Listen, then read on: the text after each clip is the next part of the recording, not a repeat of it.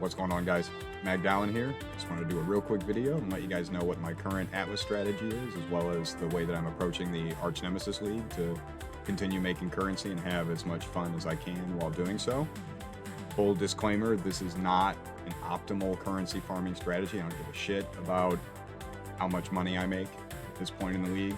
My character is built. There's a couple upgrades that I could get, but I have done the things in the league that I wanted to do, and so my main goal is to enhance my experience as I play the game, not make the maximum number of exalts and kill my brain and my mental health in the process. So if that interests you, stick around.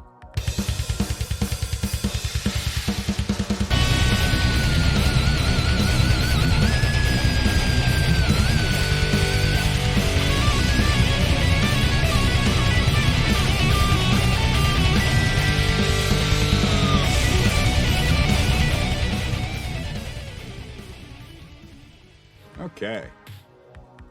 As always, let's just do a quick map. In fact, in this instance, I'm going to go ahead and just not do any scarabs so that you can see what the map looks like if you just straight up out can go. And then I'll show you my Atlas passive tree, and then we'll talk a little bit about the current recipe that I'm using for the Archnemesis mechanic, even though I don't have enough of the materials right now to actually complete the recipe.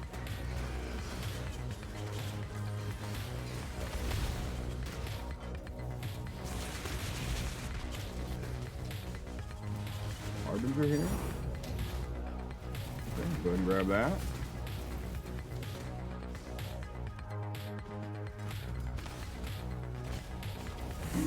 That was chunky.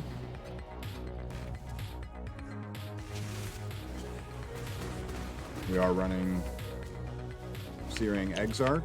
I've noticed now a lot of the community has come around to my way of thinking on it. I sort of felt like from the beginning that the Eater of Worlds mechanic was A, less fun, B, less rewarding, and C, more tedious.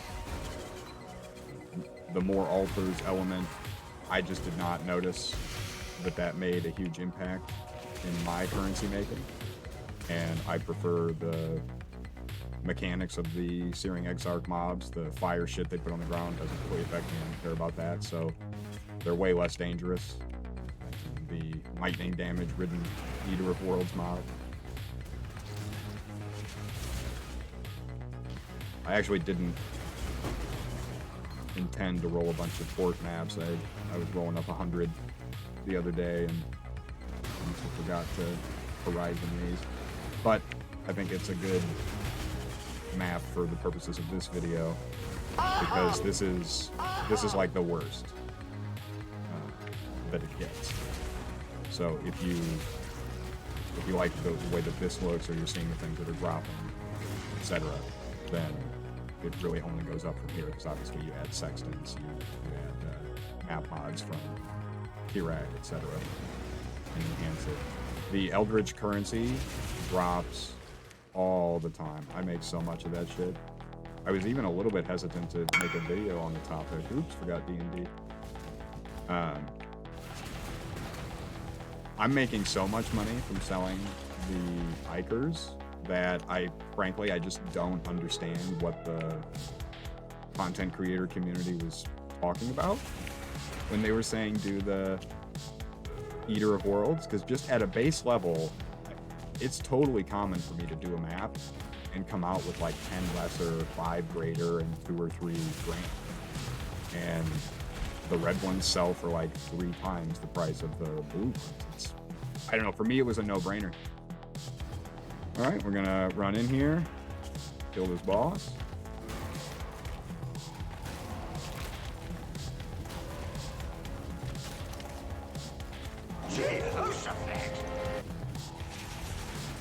Alright, that's a map.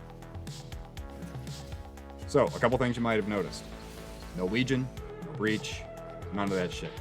I am so fucking tired of spending 10 minutes in a map doing all of these mechanics that require me to stop, read a bunch of shit, and set stuff up, your expedition. I'm tired of popping a breach and then having to sit around and run back and forth in a circle. I just don't dig it. I like the mechanics where the only choice I have to make is, do I click it? So I like the strong boxes. I guess harbingers you don't really click, but you can either just like engage them or pass by. I'm moving away from any of the mechanics that require me to spend extra time setting up. I'm not doing harvest, I'm not doing expedition, I'm not doing any of the missions on the bottom here. I'm not fucking around with Syndicate, I'm not running Alva temples. I just don't enjoy it. The thing that I like to do in the game is open a map, absolutely shit on it in 3 minutes, 4 minutes max, and then just be done. And then I get to choose, do I want to do another map?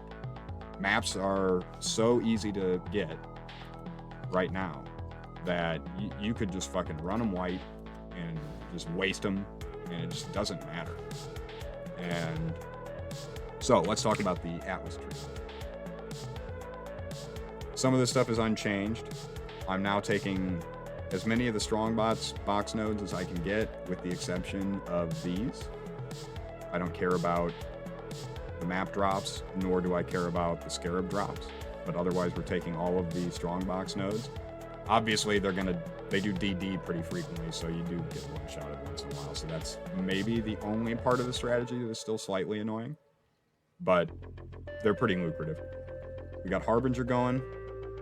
I take all these map nodes here, rare monsters, there's first cluster of shrine nodes, map stuff here, Harbinger stuff, more shrines, Harbinger, pack size, Searing Exarch nodes, more shrines and Harbinger. I don't know if I mentioned that one. And then here's the rest of your strong box. And then here I take the final shrine nodes, sextant nodes, and then I have actually dropped a lot of the stuff up here because these maps have dropped in value significantly. And I mean, they're still worth picking up and selling, but I didn't feel like the usage of the points to increase those drop rates was as valuable when the maps are selling for 10C, as opposed to at the beginning of the league when they were selling for 20 to 22, and the Conquerors ones were selling for quite a bit more, but I'm still getting 25C a piece for those, so I left these nodes. And that's pretty much that. The reason I set it up this way is this is essentially as many mobs as I can get on the map with as little mechanics that I have to stop and manage along the way.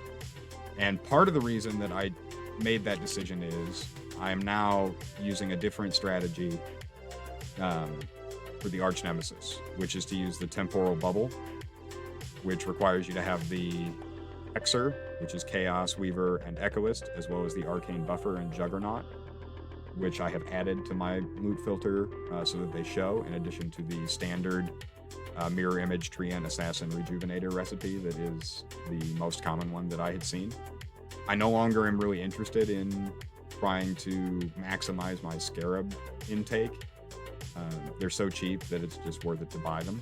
And I find that most of the Scarabs that drop are just shitty rusted ones, so you're still having to try and deal with bulk selling at 1C or whatever, and I'm just not, that's not the life I want to live.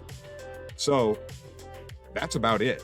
I'm having a blast because again, you can just throw the maps in, you just run through, shit on everything, make currency. I'm having no issue making currency. I made 14x yesterday just running maps. Had one lucky drop, I'll grant you. I had an enlightened drop and it got duplicated. Sold those for I think 4x a piece. So make of that as you will. I played for a grand total of 30 minutes yesterday. So even if you subtract, let's even just call it, 5, I still made 4x in an hour doing Alk and Go maps. And I'm pretty sure I forgot to put Scarabs in.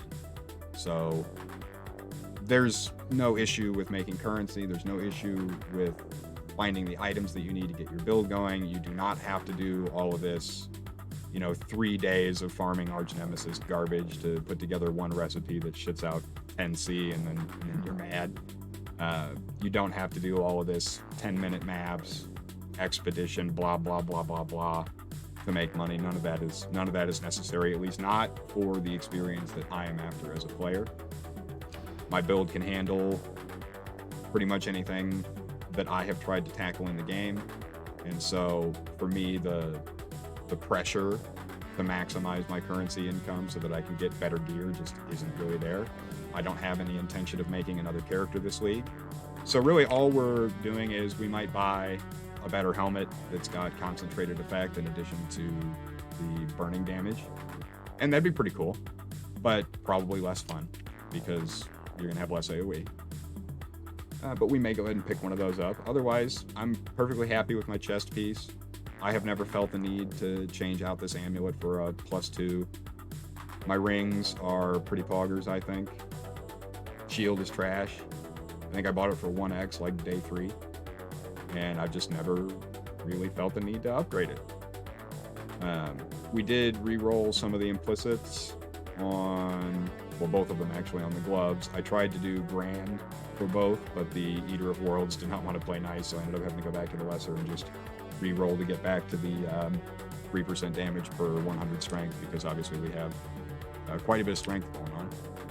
But I was happy to get the grand fire damage multiplier, fire damage over time multiplier roll.